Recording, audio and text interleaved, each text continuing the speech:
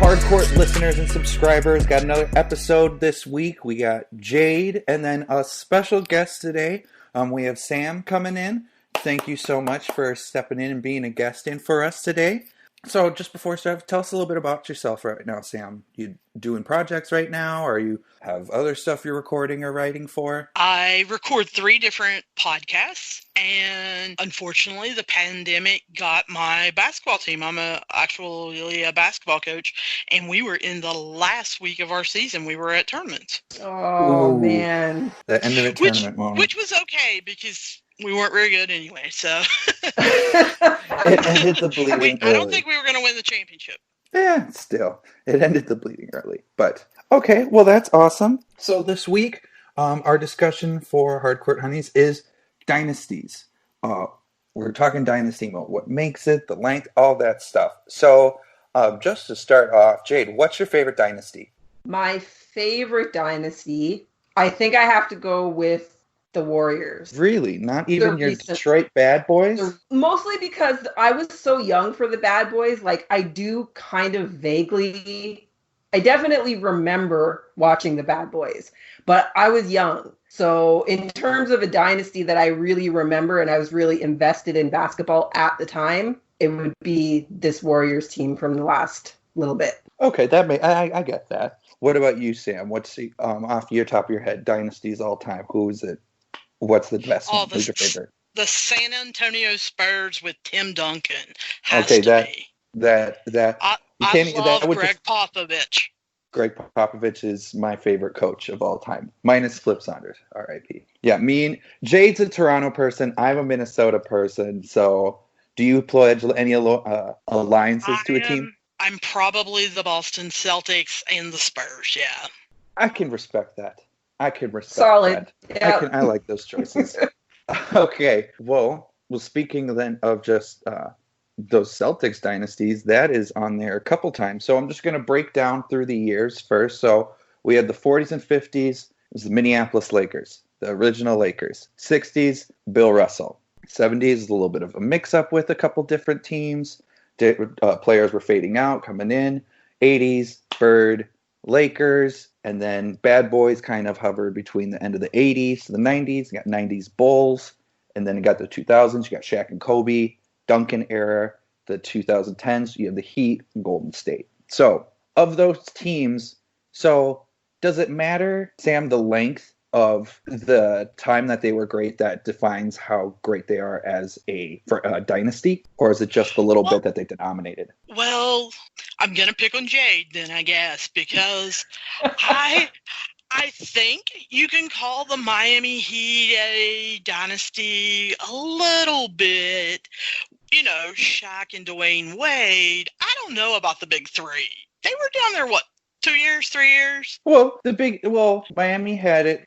They went to the final 4 straight years. Won back-to-back. I think their first loss was against the Dallas Mavericks, which was one, besides Toronto last year. I know, Jade. Mm-hmm. It was the last team that didn't have, a big collective, super team with it. So, and that was their first championship, too, wasn't it?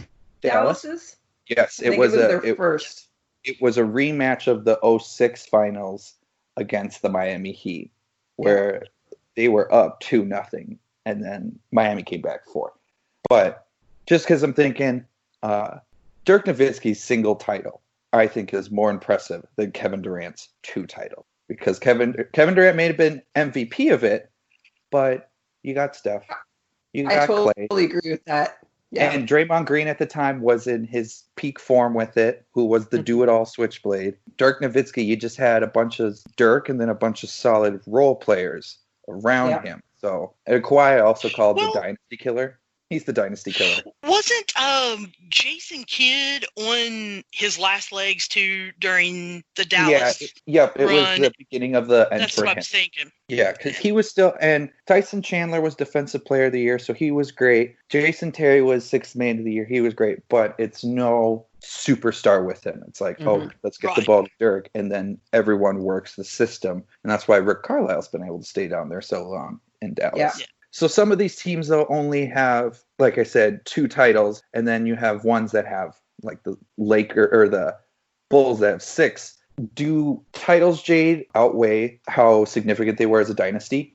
That's difficult because the number of titles a team has been able to get consecutively or in a bunch of them in a short period of time has changed with the way that the league is played. Right. So if you look back at the 50s, late 50s into the 60s, Celtics, they had 12 finals appearances and 11 championships in 13 years. So like when it comes to dynasties, is like that's pretty damn hard to beat. But at the same time, I think it was easier to maintain being a dynasty over a long period of time in that era of the NBA than it is now. There's not really any such thing as career players anymore. Yeah. Nobody gets drafted to a team and stays in that team. And then that used to happen consecutive years. You would get a player and they would stay and they would stay and they would stay and they would stay. And you get to build on that.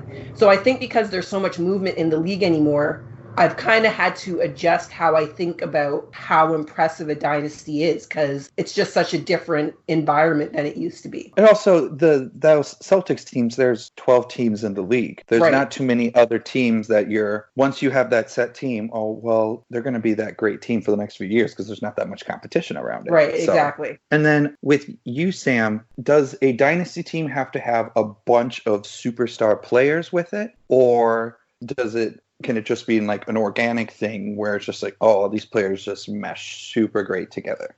I think because of when I was born and how I was brought up, I still think, it has to happen organically and be put together, not a group of players going on vacation and saying, oh, by the way, the next time we all are available, let's get on this team, Right. And I think that's what has my viewing the last couple years of the NBA has went down just a little bit because I think of that.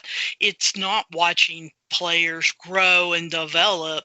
It's watching them move and combine almost. Mm-hmm. Yeah, it's more of a game. It's how are we going to fit the puzzle pieces together rather than how can I grow my team where I am. And that's one of the big reasons for me when it comes down to the GOAT conversation, it's always going to be MJ over LeBron because Totally agree. joining two other superstars doesn't put you at the top of my list over someone who said, I'm going to make my team better. I'm going to put everyone on my shoulders.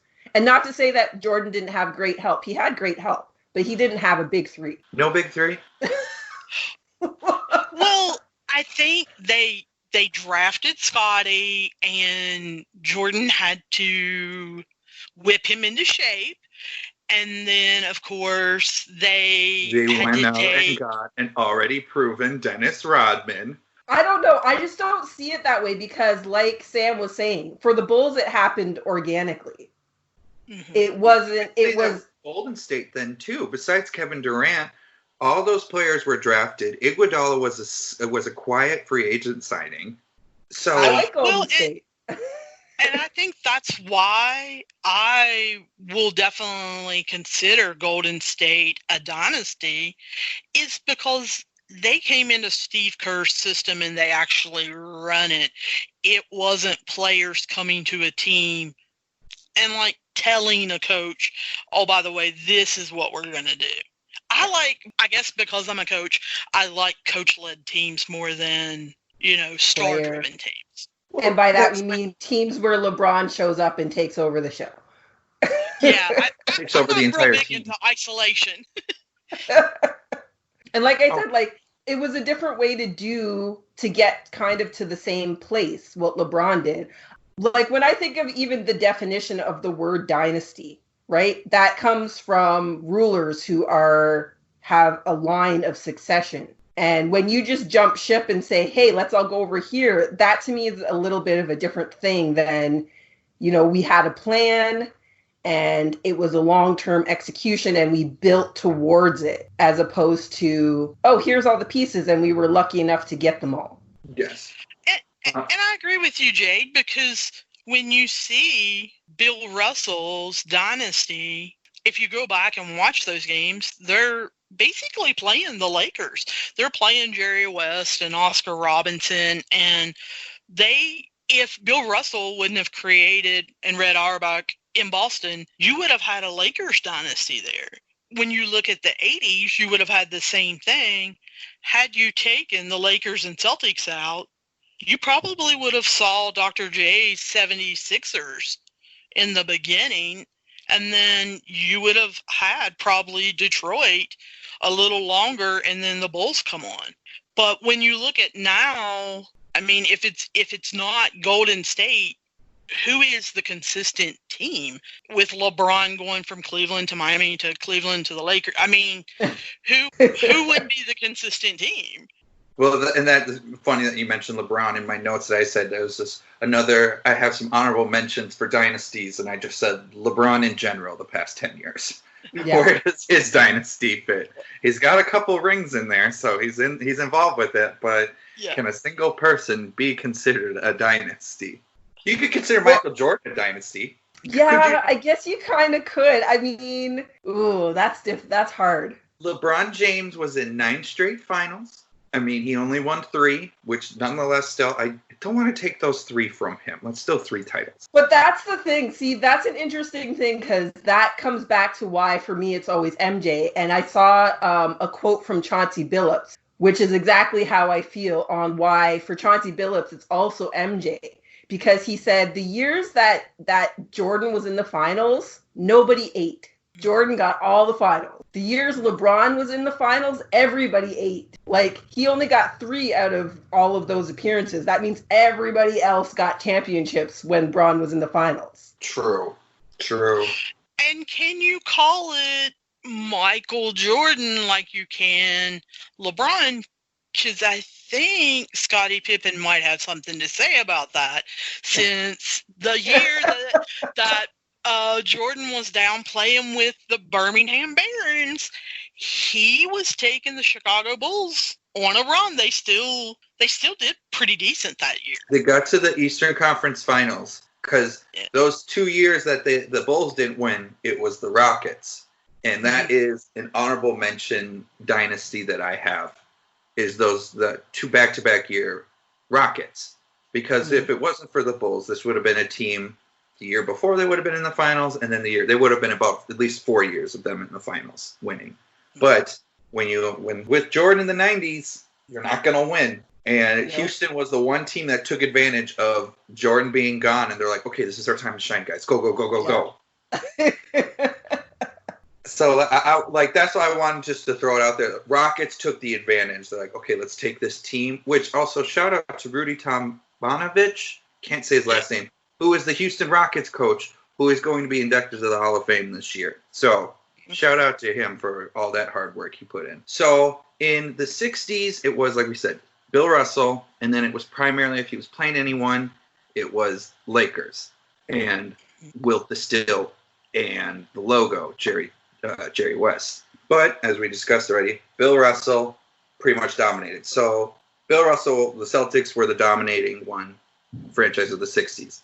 70s, like I said, since it was a little bit of a segue of things with the ABA and stuff, there was some teams being thrown in and stuff. So that was a little bit of a hard time for me to find some dynasties there. But in the 80s, you had the Lakers, and then you had the Celtics, and then a little bit with the Bad Boys in the 80s. So out of those 3 teams, who would have had the best competition to get to where they're at? Just because thinking, well, they're both East Coast, West Coast, so they both have their own specific conference that they still have to battle through to get to the finals. Because the Showtime Lakers has they've been to 5 finals, 4 championships, and those Boston Celtics were 3 finals and 2 championships. I think I would have to say for that time period, whoever was in the East Coast had the harder run to get to the finals through the 80s. So you're thinking the Celtics were the better dynasty then of that time than the Lakers? Yeah, I would give it to the Celtics. Okay. And I think that the Celtics did have to go through, like I said in the beginning, they were going through the Philadelphia 76ers, if I'm remembering right, with Dr. J. Moses Malone, too, a young Charles Barkley. And then towards the end was the Detroit Pistons coming up and them having to face them. But I think when you look at it, LA may be the actual better team and dynasty because, I mean, you have Magic in the very beginning, his rookie year, playing center for when Kareem Abdul-Jabbar gets hurt. And you have people leaving and coming and going. You have James Worthy and then AC Green taking his place and different people like that coming through. So I don't know. I mean, it pains me to say being a Boston Celtics fan, but I almost think the Lakers were the better team maybe because like you said, they had to go through Charles Barkley when he was at Phoenix. They had to go through the Utah Jazz with John Stockton and Karl Malone. One of my all-time favorite duos. Really? Yeah, they had Gary Payton. God. They had Gary Payton up in Seattle, too. Yep, Gary Payton in Seattle, too. So, I can honestly say that I think it wasn't my favorite year, but that was one of my favorite teams that I've actually gotten to see in person was Kobe, Shaq, Gary Payton, Karl Malone, and that crew when they were with the Lakers in early 2000. That was pretty unbelievable. Kobe was going through the rape trial then, but it wasn't a good year, but that could have been an outstanding all-time team. That was the team that took out my Timberwolves. Don't get me started on that team lineup. You mean one of the many, many teams that have taken out your Timberwolves? Is that what you meant to say? But this specifically hurts because it was the last time we were significant. And also, if there is a rival for Minnesota Timberwolves fans, it's the Lakers. Because 5 of those titles belong in Minnesota. 5 of them belong in Minnesota. Anyone said those were won in Minneapolis. Philadelphia Warriors should have one hanging there because it was won in that city. See, right? I was going to say that it feels like the Lakers are so unliked that every fan base would say they're the rivals, but you definitely have an extra claim on the rivalry. I have to give you that.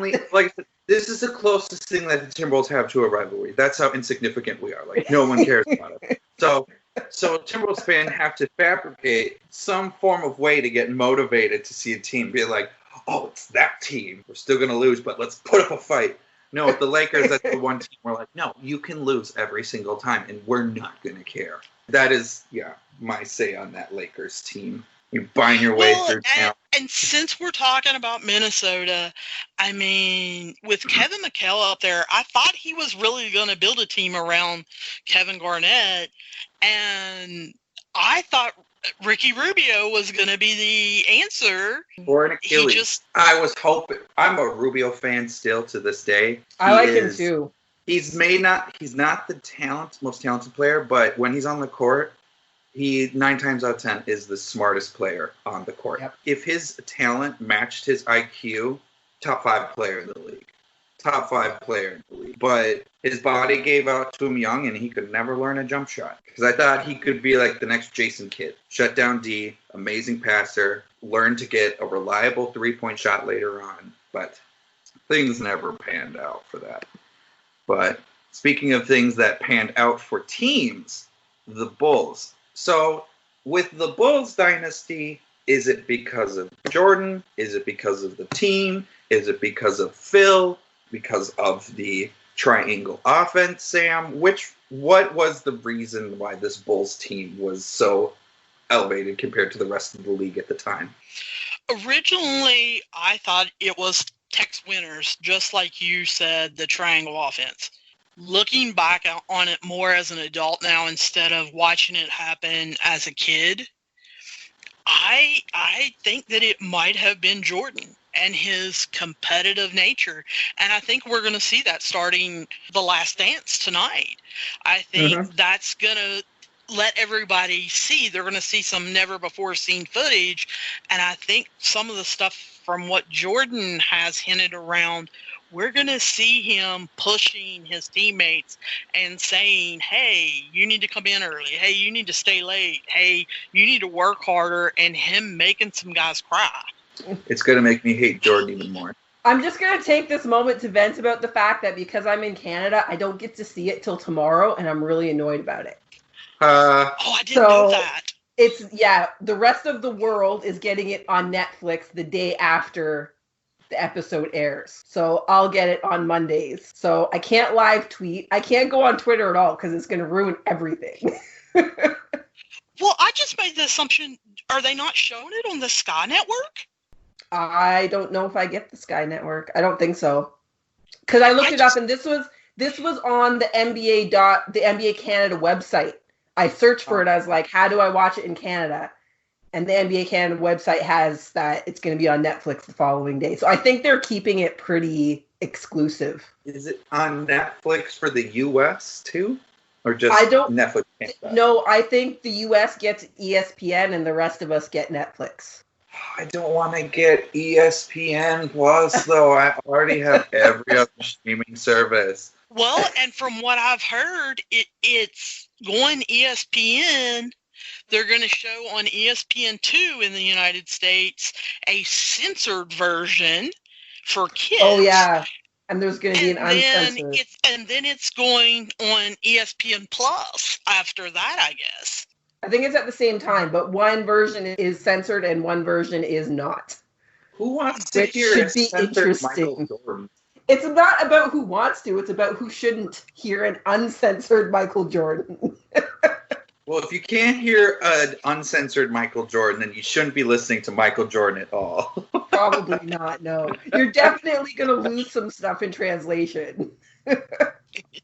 No, like I said, I think this is going to shine a whole new light on people for Jordan, and it's going to divide them even more of, oh, he's great, to also, wow, he's a jerk. That's the thing about a lot of people that don't separate the player from the person.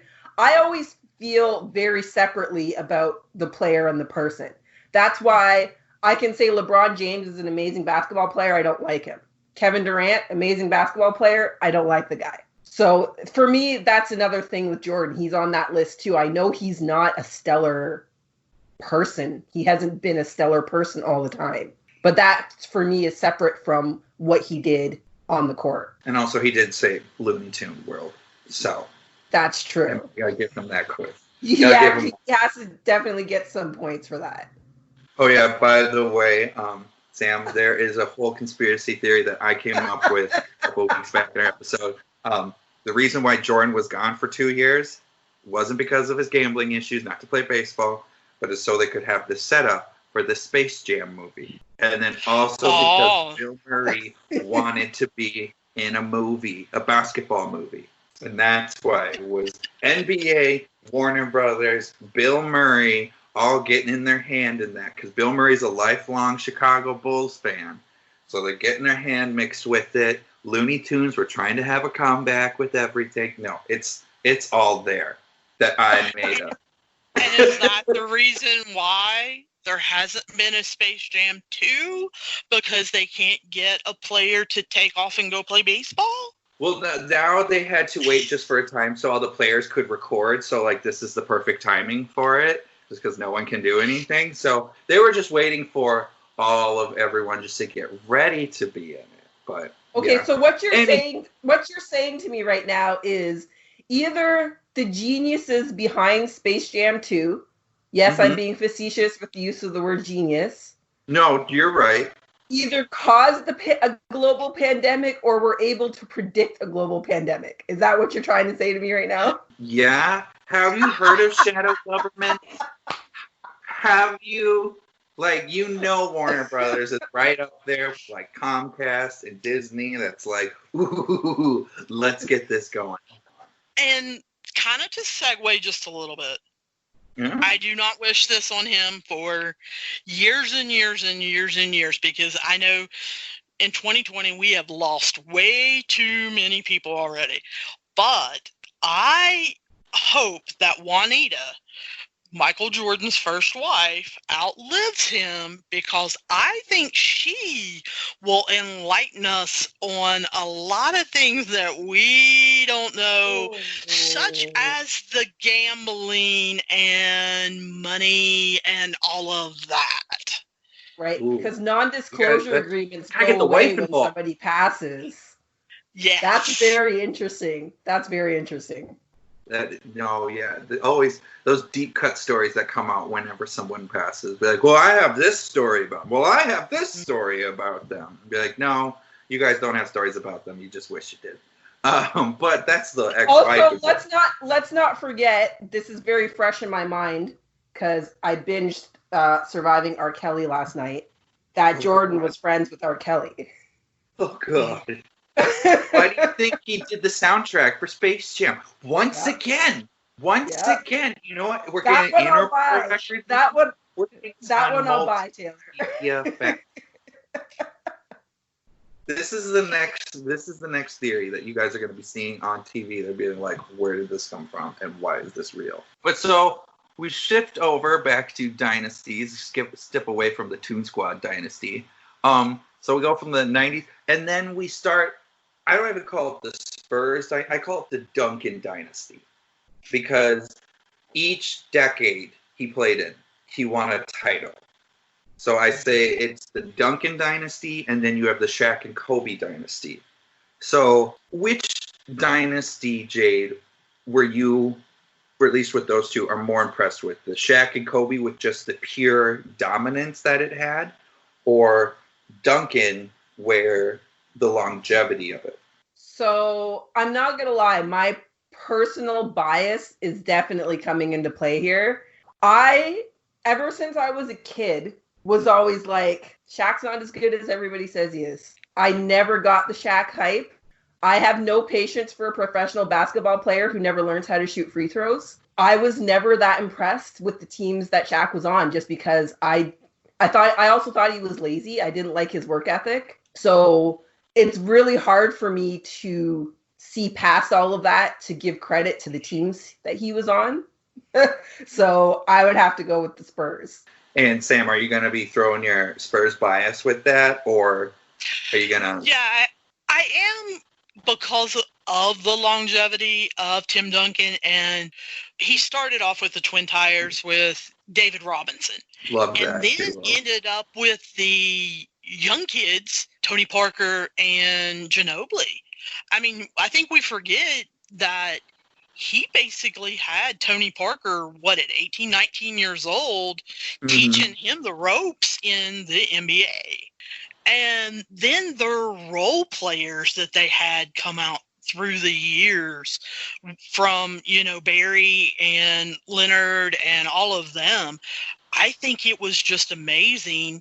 And I think a little bit seeps in afterwards.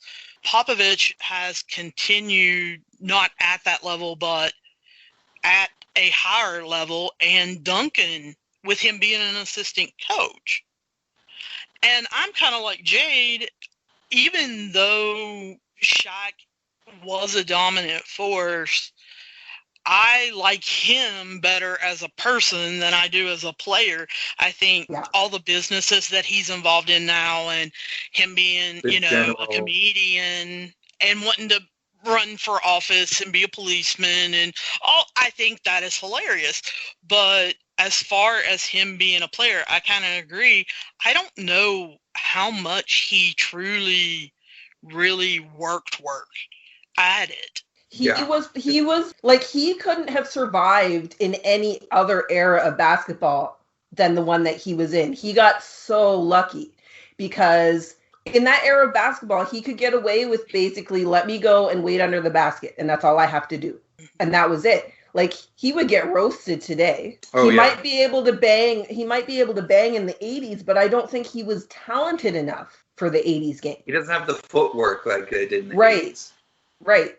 So, like, I mean, can you see him going up against Kareem or Wilt Chamberlain or Bill Russell? Those guys run up and down the court on him. He's too clunky. Like, he literally was born at the only time he could have had a successful NBA career. Mm-hmm.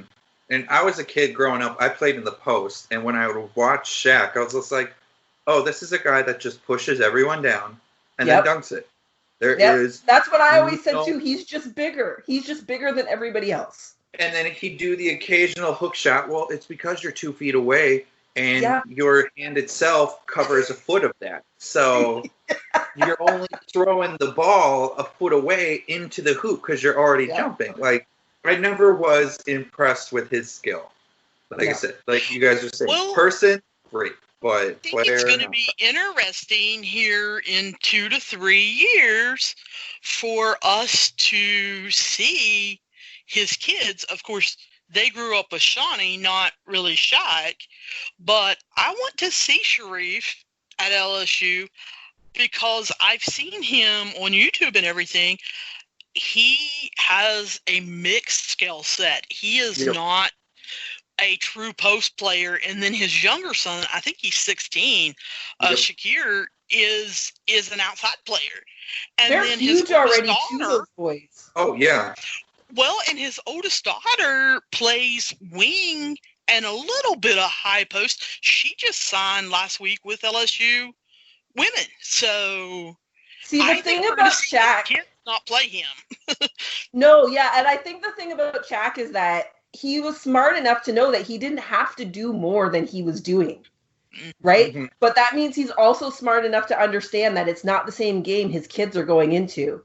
And because he is enough of a thinker, he's going to make sure that his kids are ready for the game as it's coming to them. He knows that it's a different game than it was when he played. I was listening to an interview, and they were talking about like his kids and Sharif right before he committed to UCLA at the time. And he was saying how he told Sharif not to watch his video, but to watch video of Kevin Durant. Because that was the playing style that was going to fit Sharif more, right, which was being able to do essentially everything. And that's which really surprised me, that Shaq was just like, no, I want you to work on stuff like that instead of focus on what your dad did, which was just going to get to the hoop, dunk on the person, and slap the backboard and run down the court. Shaq didn't do that because it was all he could do. I think he did it because he knew it was all he needed to do, and he wasn't going to do more than he needed to do. And he knows that for his kids, it's not the same. It's a whole different thing. You need to be able to do a little bit of everything. Well, and I talked to an assistant coach from LSU that had him, obviously, and Del Brown basically went and found him on an Army base. Yep. And he started playing basketball. At LSU, when he left them, they thought he would develop so much more of a game and a mid-range jump shot and all of this. And so they had really the sky's the limit for him. And like Jade said, he didn't go there. He didn't push himself. And I hate that, that we didn't get to see everything he could have been. If we're talking just overall Shaq's career, Orlando Shaq is my favorite Shaq because he at least showed us something a little bit. You would see him occasionally take the ball up the court, push the fast break, run it. You actually saw him show a little bit of an array of moves just because he wasn't as big. And then once he got to the Lakers, he's the biggest guy in the league. Just going to walk over people. He got so big where I was just like, that's not muscle anymore. That's just chunk. And I don't get how you can be in the NBA and be working out every day and still be out of shape like that. That was a big thing for Pat Riley when he went to the Heat, which was, you got to get in shape. You are not in shape. Well, and I think that's the reason why I'm choosing Duncan, is because when you see them go head to head, you see Duncan stepping out to the short corner and hitting jump because Shaq won't come out and guard him. You see him coming out to the free throw line and getting a high post pass because Shaq won't come out and guard him. And you see that when he does, Duncan just blows by him and takes it to the hoop. Defense is too much work for somebody who's not conditioned well. Like, all he could do was get up and down the court. There was no extra energy left to play defense. So, segue, since we hit up the Duncan and Shaq and Kobe stuff, honorable mention is that I want to throw in is that 08 to 11 Lakers that were in the finals 3 straight years. First year they lost to the Celtics. Next year they beat the Celtics. And the year after that they beat Orlando, or else they might have switched those around. I don't know necessarily if it's full dynasty. I kind of threw it as an honorable mention just because of the stretch it had. It did have a lot of success, and there were some key players that were involved with it. It was a team thing. And the coach was great too with Phil Jackson again. So that's why I threw him in. Is it a real dynasty? More or less, but it hits some of the stronger points, I thought at least, of a dynasty. It's a little bit of a weaker one, but one that could be thrown in at least. But now we'll segue into the Heat, 4 straight years, getting 2. And then you had Golden State, 5 straight years, pulling down 3. So, Jade, with those 2 dominating league, who was more dominant? Because then at the East has been weak over the past few years. Yeah. They're just destroying it. Golden State was making everyone look weak. Yeah. I would say Golden State because being an Eastern Conference, there is no denying that LeBron had an easier road to get to the finals through those stretches than the Warriors did. That was just the reality, right? Back when we were talking about Boston and the Sixers and the Bulls and the Pistons, like the East was the dominant conference back then, and it swung the other way. And that's like kind of common. Everybody that knows anything about basketball knows that. Mm-hmm. So I say the Warriors were more impressive because they had more rings, they made more appearances, and they had to go through harder competition to get there. Sam, I'll throw the same question over. So we have those 2 things. Which team was in their stretch more dominant? I kind of agree with Jade. I think it was the Warriors, and I think every year of their dynasty, you got to see different pieces grow, them add different pieces or different layers.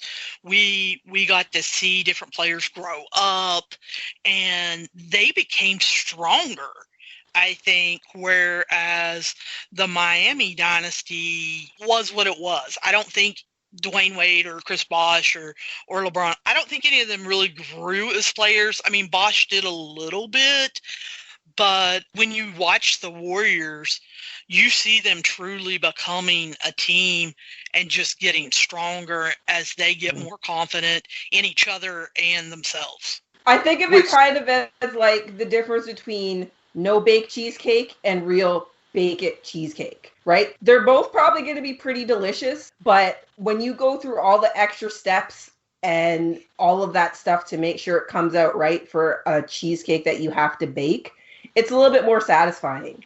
And I feel like that, to me, is the difference between the Warriors and the Heat. The Heat were like a no-bake cheesecake. Heat is you went and bought the cheesecake. The Warriors one was you made it because Steph Curry was drafted, Klay Thompson was drafted, Draymond Green was drafted, so just that alone. Dwayne. Let's not forget that Steph Curry was a question mark at the beginning of his career. With all the ankle stuff, with LeBron, you had a sure thing. You knew LeBron was going places. Dwayne Wade already had a championship. You knew Chris Bosh was going to be good, right? Steph Curry, there was lots of speculation that he was going to flame out.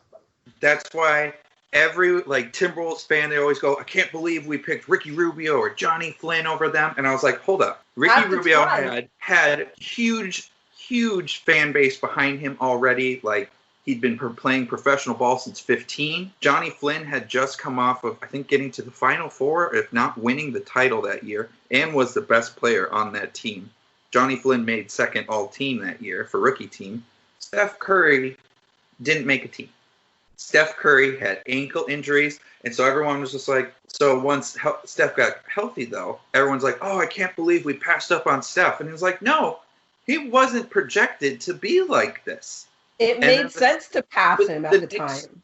Knicks fan base do the same thing with it, and I'm like, as much as it's hard to defend the Knicks front office for that one, it's like you couldn't call that one because Steph still got, for me, he's always going to be great. He's one of my favorite players, but he's always going to have a question mark on top of him is just because of his health. I'm always going to be like, is he going to make it through the season?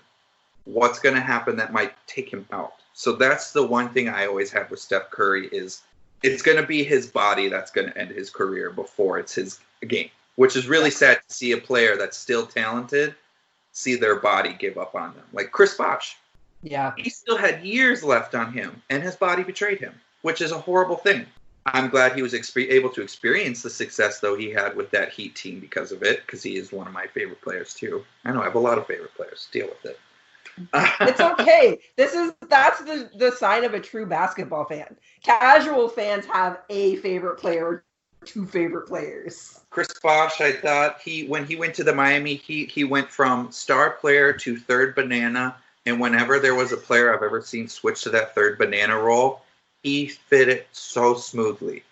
And then he took all the scapegoat problems too with grace. It's always great. He's a classy dude. I remember he was one of the first people that started making viral videos to make his name for All-Star contest. I remember he was wearing like a cowboy hat and cowboy boots or whatever, and he was trying to have this like little like Texas thing going on for him for the All-Star, and that got me to vote for him. When I started seeing him do that with his dreadlocks too, I was like, oh, I love this guy. The dreads, yes. In college basketball, I'm a Florida Gator. And on those Toronto teams, they had Matt Bonner, the Red Rocket. And he hung out with Chris Bosh, and they started filming some of those videos. And that's when Matt Bonner became the sandwich hunter, and he did his own videos and stuff.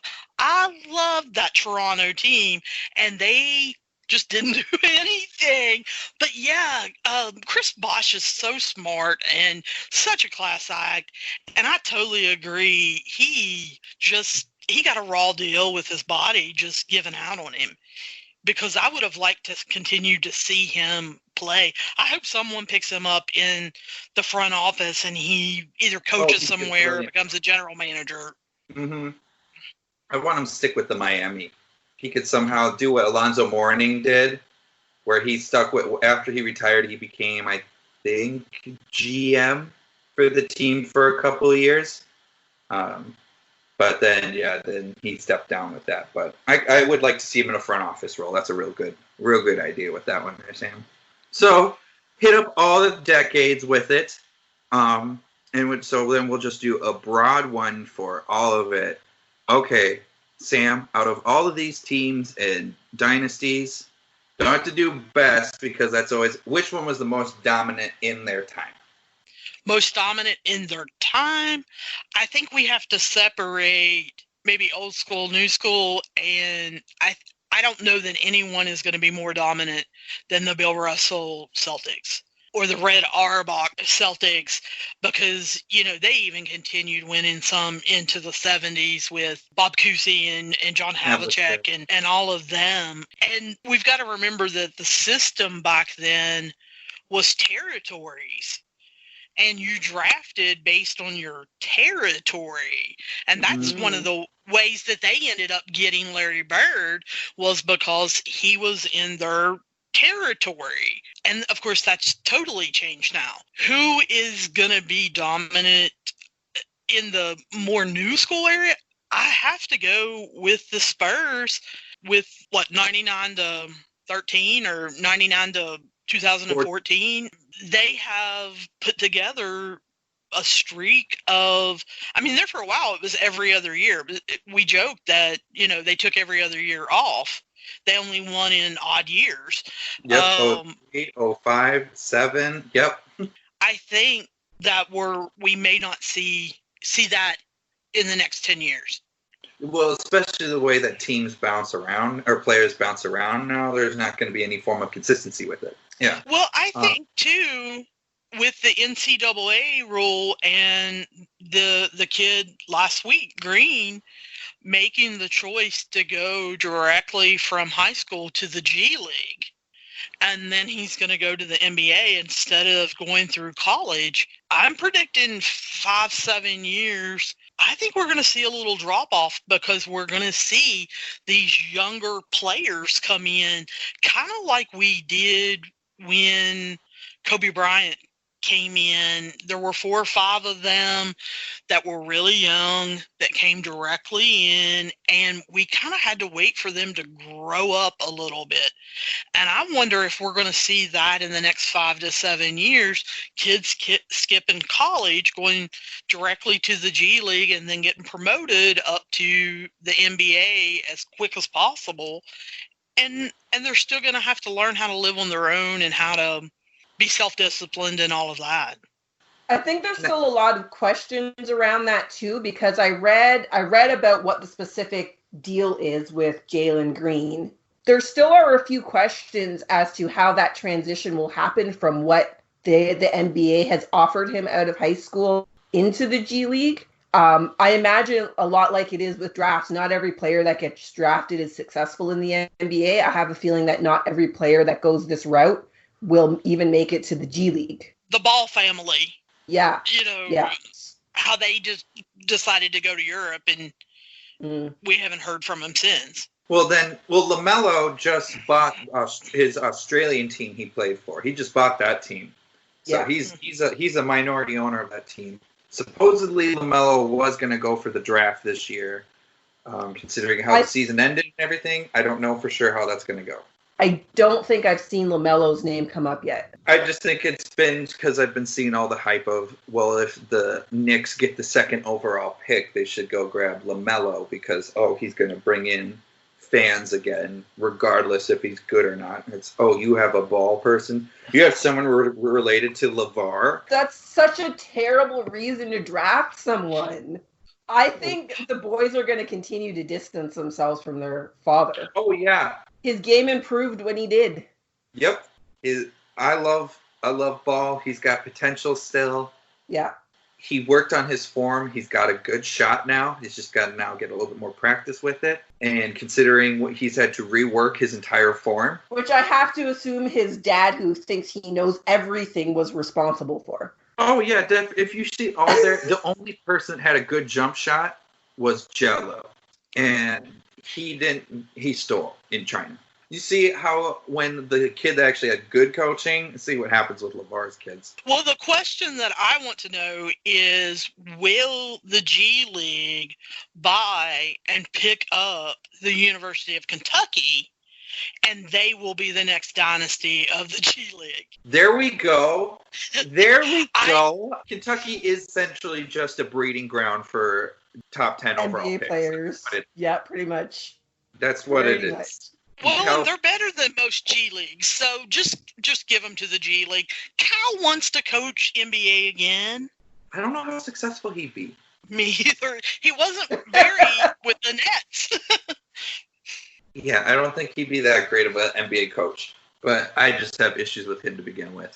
So, hit up all of our questions that I was thinking for the day, so I think now we can now segue over into our fast break. So, I'll start off. Okay, Sam, least favorite key player on your favorite dynasty? Probably Ginobili. Ginobili? I know, but I just couldn't get into him. I liked him, but I just preferred Tony Parker over him. Now, I liked him a lot better when he became the sixth man. Would he be considered the greatest sixth man? Maybe. Havlicek was a sixth man for a while, and then you can't not mention Lou Williams if you're going to have a sixth man. Okay, no, if anything, I'm going to say Jamal Crossover. Vinny that played for the Detroit Pistons that they called him the microwave when he come in. Vinny, he was hard with Joe Dumars. Vinny Johnson. Yes. Yeah. I mean, he was pretty good too. I should know that since that's my last name, but anyways, moving on. So, Jade, throwing it to you. Least favorite key player on your favorite dynasty?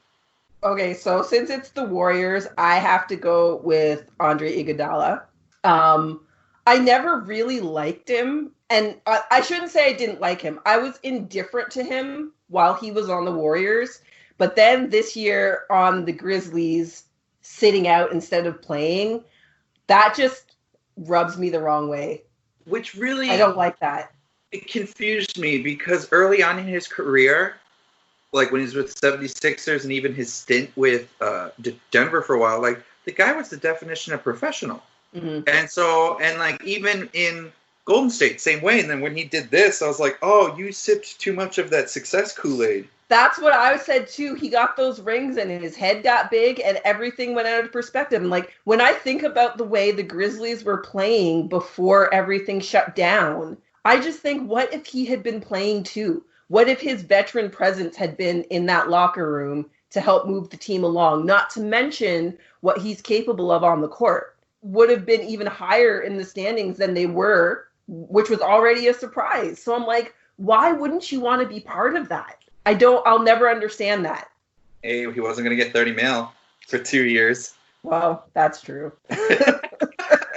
You're not going to get $30 million 2 years from the Grizzlies when you can go do that in Miami. But that's the thing, though. Like, still, why not play? If everybody knows you wanted to trade, everyone knows you wanted to trade, they agreed to it and they were working on it, you could still be a professional and not want to be where you are. Perfect example, Kyle Lowry. Kyle Lowry did not want to be a Toronto Raptor when he got traded, right? But he is a professional, and he said, I'm still going to do my job. I'm still going to do my job. But for that attitude, he wouldn't have a ring now. It helps that DeMar DeRozan helped him in so much, and they were so close. And DeMar loved the city of Toronto so much. But Kyle still had to make that decision. Oh, yeah. No, totally. It helped that he had a friend who was able to show him here's the great points of playing for this team, for this city. So, but I get what you mean still. He had to adjust from that. Okay, so next question. Favorite key player on least favorite dynasty, Jade? Oh, geez. You're going deep on the fast break questions lately, Taylor. I know. My favorite player on my least favorite dynasty. First, I have to pick a least favorite dynasty. And that's hard for me because I like good basketball. So it's hard to have a least favorite excellent basketball team. Okay, the Boston with their big three, did they get mini dynasty props? Yes. The Garnett, Paul Pierce, Ray Allen one. I just didn't feel like they did it for that long. I agree with that. But since they get honorable mention, that makes it easy for me because I cannot stand Paul Pierce. Okay, there we go. Paul Pierce. We got the truth. No, wait a minute. Are we doing least favorite or most favorite? You said favorite player on your least favorite dynasty. Yes, favorite player. You're confusing me, Taylor. I will say Chris Bosh on Miami then. So Chris Bosh for Miami. Okay. Sam, same confusing question for you. Favorite key player on least favorite dynasty? I am choosing the same dynasty, but different player. I'm going Udonis Haslem.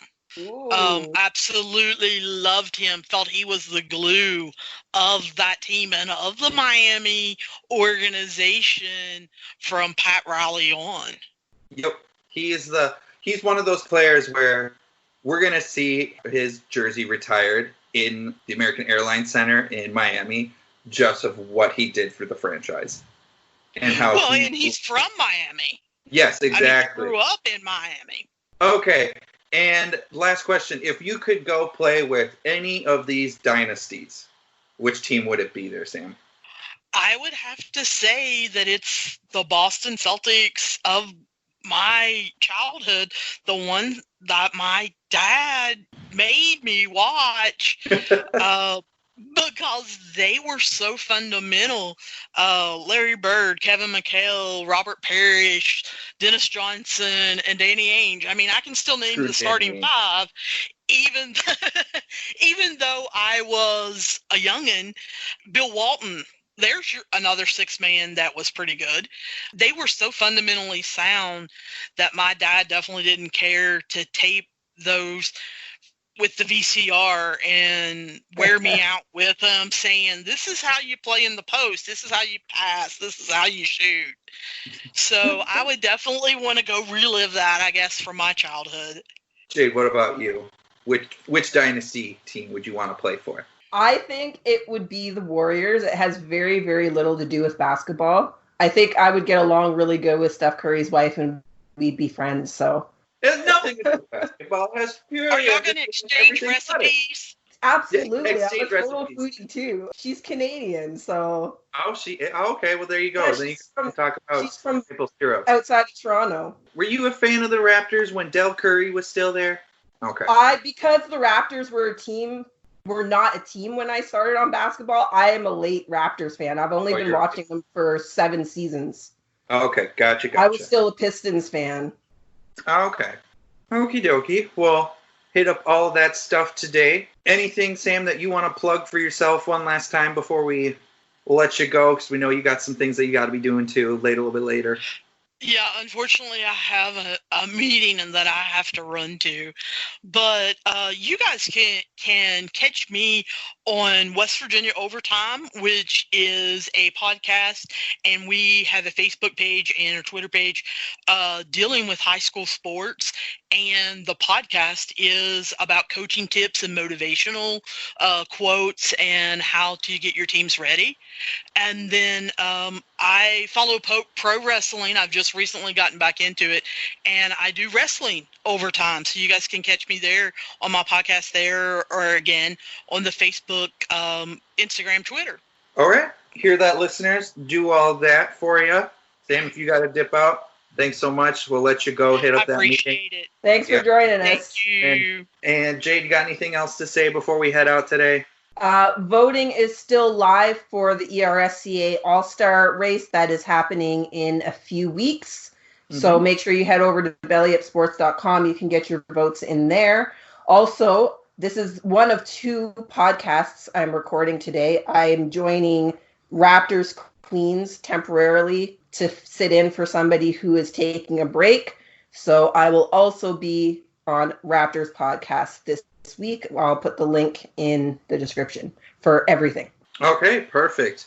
Well, we'll see you listeners and subscribers next week then. Brand new topic. Have a good one.